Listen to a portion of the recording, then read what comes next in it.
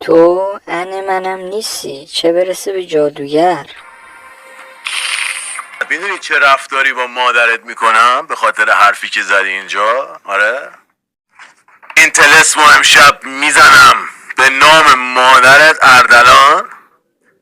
مادر جنده، این طلسمو امشب میزنم روی کس مادرت، فوتش میکنم. این طلسمو میزنم امشب روی مادرت، خب از تو کس مادرت نوحه پخش بشه، محمود کریمی پخش بشه، مادر جنده عذاب بکشی، مجبور بشی شامپاین بخری، سرشو در بیاری بکنی تو کس مادرت، صدا نوحه نیاد.